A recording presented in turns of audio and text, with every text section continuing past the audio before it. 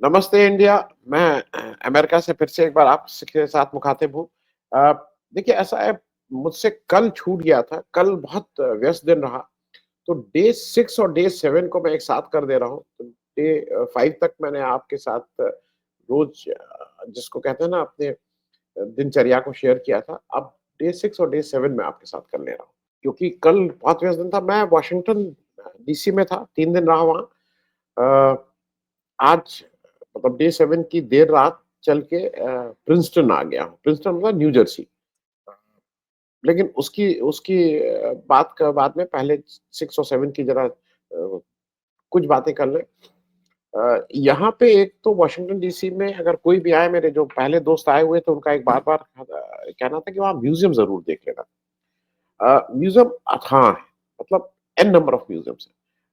मुझे थोड़ी दिलचस्पी थी तो अमेरिकन जो हिस्ट्री है, अमेरिकन वॉर वॉर हिस्ट्री का एक म्यूज़ियम है कि और वो 1976 से माफ़ कीजिएगा 1776 से कैसे वॉर हुई, कैसे क्या हुआ, कैसे जनरल वाशिंगटन साहब ने कैसे उसको लीड किया, कैसे अमेरिका बनाया और वहाँ से वो सारी बातें करते-करते world war 1, world war 2, Vietnam war, Afghanistan, वो सारी चीज़ों को कवर करते हैं। और डिटेल कवर करते हैं। मतलब मुझे कभी-कभी लगता है कि इतना डिटेलिंग में और अ, जो जो आप म्यूज़ियम की बात इसलिए मैं कह रहा हूँ कि वो म्यूज़ियम 50-50, 100-100 साल पहले बने थे। म्यूज़ियम का रख-रखाव, देख-रेख मतलब अव्वल दर्जे की वो हमारे यहाँ भी मतलब ऐसा खराब नहीं है, लेकिन यहाँ तो भई बहुत समृद्ध देश है। दूसरा एक चीज़ म्यूज़ियम में बड़ी बात मुझे लगी, वो बड़ी बात ये लगी कि म्यूज़ियम में कोई टिकट नहीं है।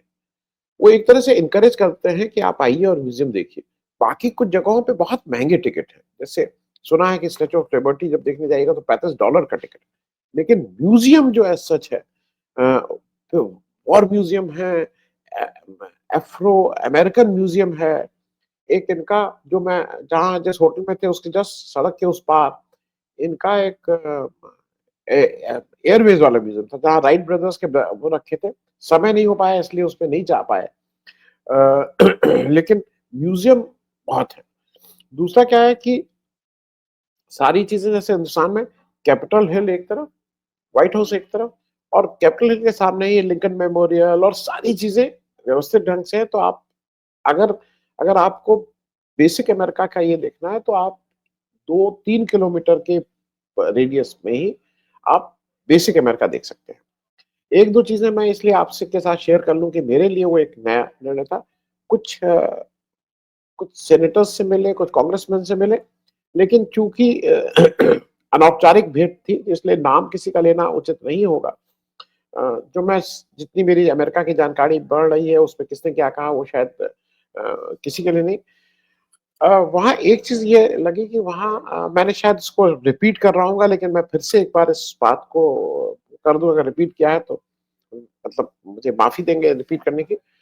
वहाँ पे जो सेनेटर्स हैं, मैं सेनेटर्स को मैं फिर से समझा दूँ, जो वहाँ पे 50 स्टेट हैं, हर स्टेट के 2-2 सेनेटर और उनका दबदबा है।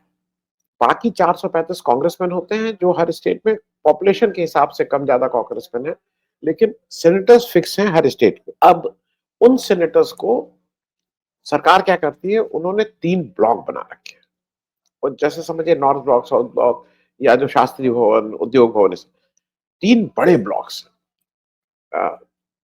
बड़े ब्लॉक्स में अ, उन 100 सेनेटर्स के लिए ऑफिस बने हुए हैं, परमानेंट ऑफिस और वो ऑफिस कोई 200 स्क्वायर फीट, 400, वो ऑफिस 2,500-3,000 स्क्वायर फीट का ऑफिस है, ह्यूज ऑफिस और उस ऑफिस में कम से कम 25 से 40 का स्टाफ काम कर रहा है।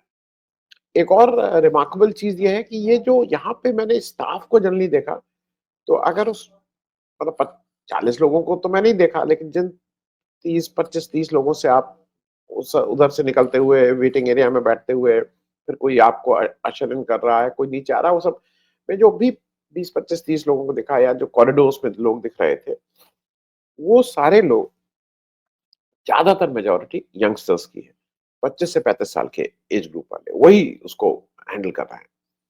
दूसरी एक बात यहाँ पे भी है सेनेटर्स के लिए, जिसको कहते हैं ना, सेनेटर्स के लिए जो मतदाता है वो भगवान है। कंस्टिट्यूएंसी के लोग अगर आ रहे हैं, हम भी किसी सेनेटर से मिलने गए तो उसकी कंस्टिट्यूएंसी का आदमी हमारे साथ था, क्योंकि कंस्टिट्यूएंसी का अगर आदमी है, आपका अगर मतदाता है, तो वो चाबी है। फिर वो चाबी है, उसके बाद आपके लिए बहुत सी चीज़ें, बहुत से दरवाजे आसान हो जाते हैं। सेनेटर्स व्यस्त लोग रहते हैं। उनका जो ये जो बिल्डिंग है, ये उनके कैपिटल हिल, जो उनका लोकसभा या राज्यसभा जो भी, जो उनकी पार्लियामेंट है, उसमें सिस्टम क्या है कि ये जो बिल्डिंग है, उसके नीचे से अ, ट्रैम टाइप एक उनकी वो उसका नाम कुछ और बोलते हैं। एक एक लगातार वो चल रही है 2-2 मिनट। तो हमारे जो सेनेटर साहब जब इन लोग के साथ बैठे और उस दिन कोई वोटिंग थी, तो फिर उनका आया कि 1 मिनट, एक आया कि नहीं 5 मिनट बचा है, फिर कहा 3 मिनट बचा है। तो वो वहाँ से उठे, भाग के नीचे गए, उस ट्रॉली में बैठ के, मतलब वो उतना ही डिस्टेंस है जैसे नॉर्थ ब्लॉक से लोकसभा का डिस्टेंस हो, इतना ही डिस्टेंस है। भाग के गए लोकसभा, अपना वोट किए और फिर वो वापस आ गए। तो 5-7 मिनट के लिए वो गायब रहे, लेकिन वो अपना, मेरा सिर्फ कहना ये है कि वो बहुत ही स्ट्रक्चर्ड है। दूसरा एक चीज़ ये भी मतलब मुझे, इसलिए मैं इस बात को आपसे कह रहा हूँ कि हमारे यहाँ एक को क्या होता है, सांसद निधि और क्या-क्या ये सब चीज़ें मिलती हैं। सांसद जी को अपने घर पे एक कोई टाइपिस्ट और सहायक रखने के लिए कुछ 10-15 हज़ार रुपए मिलते हैं और उसपे काफ़ी हल्ला मचता है। अगर सांसद किसी को बनाया है, तो उसको उतनी ताकत भी दो।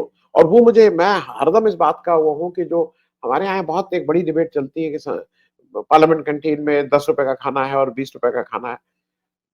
मेरे मेरे ख्याल में ये विवाद व्यर्थ है, क्योंकि खाने से ज़्यादा उस संसद को, आप सांसद जब आपने चुना है, उसके पास बहुत ज़िम्मेदारी है, उसको पूरी ताकत देनी चाहिए। उसको किसी भी हिंदुस्तान के किसी भी सेक्रेटरी, किसी भी उससे ज़्यादा ताकत उसके पास होनी चाहिए, कि वो चुना हुआ प्रतिनिधि है, वो हमारी और आपकी बात कर रहा है। खैर, वो एक विषय किसी और दिन होगा।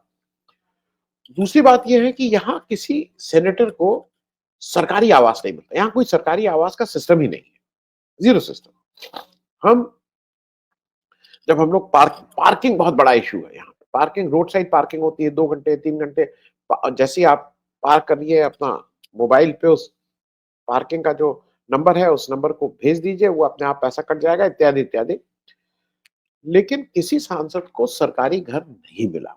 आप अपने घर में रहिए, आप अपना आइए जैसे आना-जाना है।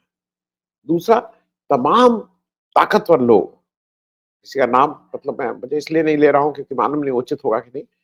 ताकतवर लोग आपको सामने से क्रॉस करते हुए, मतलब पैदल चले जा रहे हैं, कोई सुरक्षा नहीं, अकेले चले जा रहे हैं। जो हम और आप पेपर में पढ़ते हैं कि इन्होंने ये बिल किया है, दुनिया की नियति बनाने वाले लोग वहाँ आम आदमी की तरह सड़क पे चल रहे हैं। तो एक तो ये मुझे मुझे था कि मैं आपके साथ इस चीज़ को शेयर करूँ। दूसरा, वहाँ पे जब कोई निकलता है तो शायद सिर्फ प्रेज़िडेंट की वो 3 या 4 गाड़ी होती है, और वो भी रास्ता जैसे यहाँ रोक दिया जाता है ना, 15 मिनट, कुछ नहीं। जब वो पास हो रहा है तो उतनी उतने सेकंड्स के लिए, उतने की देर के लिए उसको एक राइट ऑफ वे है। बाकी other than president, no one has the right of way. सबको आके लाल बत्ती पे खड़ा होना है, सबकी गाड़ी वैसी रुकी रहेगी, सबकी गाड़ी वैसी चलेगी। ये मैं इसलिए कह रहा हूँ कि अगर वो लोकतंत्र आज 250 साल हो रहे हैं उस लोकतंत्र को, ज़िंदा है। दुनिया को अगर रास्ता दिखा रहा है, तो कुछ तो अच्छी चीज़ें होंगी, बुरी चीज़ भी होंगी, लेकिन जो अच्छी चीज़ें हैं उसको कम से कम हम लोग को याद रखना चाहिए। वॉशिंगटन डीसी के यहाँ जब हम लोग कल ट्रेन यात्रा किए, उस ट्रेन, अच्छा मैं एक चीज़ और इससे पहले बोलूँ, अ, अमेरिका, जहाँ तक जितना मैंने देखा और सबसे पूछा है, अमेरिका में खाना, रात का खाना साढ़े 6, 7, साढ़े 7 तक आप कर लेते हैं। 7 बजे तक अगर कोई बुलाता है, 7 बजे तक आप आके खाना कर लीजिए। और अमेरिका साढ़े 9, पौने 10 बजे तक सो जाता है। दे दे स्लीप बाय 9:30, 10। तो साढ़े 9, 10 बजे तक सो जाता है, और उसके बाद आपके लिए आप बैठ के बात करना चाहिए, करिए, लेकिन अमेरिका के रेस्टोरेंट्स, अमेरिका की वो सारी चीज़ें उस समय तक बंद हो जाती हैं। मैं कल शाम को वाशिंगटन डीसी का एक बड़ा स्टेशन, यूनियन स्टेशन है, भव्य स्टेशन है, ऑर्गेनाइज़ ज़्यादा है। हमारे यहाँ की तरह जैसे हम लोग प्लेटफ़ॉर्म पे घूमने चले जाते हैं ना, वो नहीं है। जिसको जाना है वही प्लेटफ़ॉर्म पे जा सकता है, और वो भी रेगुलेट करते हैं हवाई अड्डे की तरह। जब आपकी ट्रेन आने वाली होती है, उससे पहले वो दरवाज़ा खुलता है, वो ऑर्गेनाइज़ है, मतलब उसमें कोई दिक्कत नहीं होती है, और सारे लोग उसके बाद प्लेटफ़ॉर्म पे एंट्री करते हैं अपने उसमें। हालाँकि एक एक शायद नंबर्स की और सुविधा की वजह से उनके यहाँ एक ट्रेन में सीटें खाली ही रहती हैं। ऐसा नहीं है कि एक ट्रेन में हमारे यहाँ तो सीटें ही भरने के लिए हम लोग अपनी खिड़की से रुमाल डाल के या कुछ धोती डाल के या झोला डाल के अपनी सीट को रोकते हैं। उस तरह की आपाधापी नहीं है। ट्रेन में बैठ गए। कल एक और आपको नया एक वाक़या, हमारे जो मित्र हैं जिनके यहाँ मैं आया हूँ, मेरे स्कूल का मित्र है, उसने 1-2 चीज़ें हिदायतें दी थी, काफ़ी हिदायतें दे दी थी, लेकिन एक हिदायत वो शायद नहीं दिया। उसने बताया था कि देखो आगे बिज़नेस क्लास होता है, उसमें बिज़नेस क्लास का अगर महँगा टिकट है, तो नॉर्मल उसमें चढ़ जाना, फिर कैसे सामान रख देना, कैसे, ये सब तो कुछ बताया था, और सीट अगर चढ़ोगे तो तुरंत सीट नहीं, थोड़ा पीछे चले जाना। मैं जब चढ़ा, भई हम लोग थोड़ा नए थे, थोड़ा होते हैं, हम लोग वहाँ एक क्वाइट कार केबिन होता है। अब वो क्वाइट केबिन में ये है कि आप बात भी नहीं कर सकते। मतलब आप मुँह पे बिल्कुल जैसे स्कूल में सज़ा मिलती थी कि नहीं-नहीं कुछ बातचीत नहीं। अब हिंदुस्तानी आदमी 2 ढाई घंटा अगर 2 लोग अगल-बगल बैठे हैं और बात भी ना करें, तो कुछ फुसफुसा के बात हो रही थी, which was also considered to be not very decent. तो ये एक क्वाइट कार का वहाँ इसलिए है कि सारे लोग अपनी लिखाई-पढ़ाई कर रहे हैं, कुछ लोग सो रहे हैं, तो उनका भई आप उनको डिस्टर्ब मत कीजिए। तो एक नया कांसेप्ट था हम लोगों के लिए भी क्वाइट कार। अ, स्टेशन बहुत व्यवस्थित है, उस स्टेशन, एक ही स्टेशन से व्यवस्थित ये है कि उन्होंने मेट्रो को, लोकल ट्रेन्स को और बस को उसी यूनियन स्टेशन से उन्होंने कर रखा है। अ, बाहर से अगर आप देखिए तो बहुत ही ये सारी चीज़ें विशाल हैं। विक्टोरिया टर्मिनल का जैसे अंदर अगर आप घुसिए ना, तो ऊँची-सी उसका वो होता है, तो उससे वही है थोड़ा और बड़े स्केल पे। जी आनंद जी, आप बहुत बढ़िया जगह खड़े हैं इस समय। ये आपका जो है वॉशिंगटन मॉन्यूमेंट, ये और आपको मैंने दिखाया था पहले, ये आपका लिंकन मेमोरियल, और ये आपका जो है कैपिटल हिल। जी जी, ये लीजिए। मैं इसलिए ऐड कर दूं कि अजीत भाई ये सब दिखा रहे हैं, और उसमें ये जॉर्ज वॉशिंगटन साहब ने जब इसकी परिकल्पना की और उनकी डेथ हो गई, उसके बाद 40 साल और लगे। यहाँ जब बहुत ध्यान से देखेंगे तो 2 तरह के ब्रिक हैं, क्योंकि इनकी सिविल वॉर शुरू हो गई थी। ये देखिए 2, मैं उसको और थोड़ा बड़ा करने की कोशिश करूँगा। 2 तरह के ब्रिक हैं ये, अगर आप ये देखिएगा, ये 2 तरह के ब्रिक आपको दिख रहे हैं, और पूरा होने में इसको 40-50 साल लगे। They have a history of this. सामने कैपिटल हिल, बिल्कुल ठीक सामने मेरे। मैं थोड़ा कोशिश करता हूँ उसको बड़ा करके दिखा दूँ, बड़ा करके दिखा दूँ। कैपिटल हिल मतलब इनका संसद। ऑर्गेनाइज ज़्यादा है। फूड कोर्ट जैसे आप कहते हैं, वेटिंग एरिया ऑर्गेनाइज्ड है, वहाँ पे अनाउंसमेंट ऑर्गेनाइज्ड है। और एक मैं अंतिम बात कह के इसको खत्म करूँ, अमेरिकन होटल्स में अब या तो हो सकता है हम 7 स्टार होटल में नहीं रुक रहे हैं, इसलिए हमें नहीं, अमेरिकन होटल्स में 2 या 3 लोग मिलके ही होटल चला रहे हैं। होटल में जब आप जाइए तो वहाँ कोई, जैसे यहाँ होता है ना कि एक पहले वाला आता है, फिर एक रूम बॉय आता है, फिर एक, ये सब लोग आपका सामान ले जाने नहीं, सामान आप रिसेप्शन पे जाइए, अपने रूम की चाबी लीजिए, सामान खुद लेके रूम में चले जाइए। रूम में साफ-सफाई के लिए कोई ऐसा एक निश्चित समय पे आ जाएगा।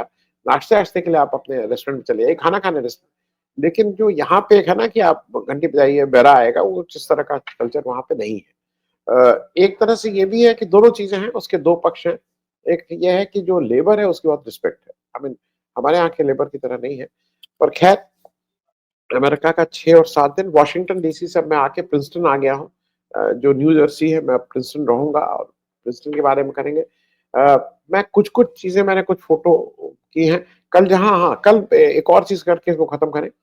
कल वहाँ स्टेट डिपार्टमेंट भी गए थे। वहाँ का स्टेट डिपार्टमेंट, वहाँ का जो विदेश मंत्रालय है, उनसे कुछ बहुत से अलग-अलग लोगों से अलग-अलग जगह पे बात हो रही है। लेकिन स्टेट डिपार्टमेंट के ठीक सामने एक प्रोटेस्ट चल रहा था। वो मैं लगाता हूँ, दे दूँगा फिर। This is the reason we come here to this ground every week. So our government, the United States government, will listen to our plea and take immediate action to stop this crisis from happening again. This genocidal crisis is the worst crisis that our world has been seeing since the Second World War. Over 1 million innocent people has been perished. Ethiopia not only used chemical weapons, drones, and weapons, but also used rape and hunger as a weapon to kill the Tigrayans. So that's what we are here to remind you, as U.S. citizens, still the crisis happening. Still there is danger in Tigray of Ethiopia. As we speak, Ethiopia and Eritrea are ready for war. So we are here to remind again and again, action needs to be taken. Accountability needed in Eastern Africa. लोग protest कर रहे हैं और बिल्कुल state department सामने हेरियन Truman building है, उसके ठीक सामने प्रोटेस्ट कर रहे हैं। इट इज वेरी कॉमन, ये बहुत कॉमन नज़ारा है अमेरिका में और किसी को कोई दिक्कत नहीं। इथियोपिया में कोई टाइग्रस या कोई एक जगह है, वहां पे उनकी कुछ समस्याएं हैं। इथियोपिया के लोग के वहां के जो लोग आके वो इथियोपिया देश में अपने के न्याय मांग रहे थे अमेरिका में।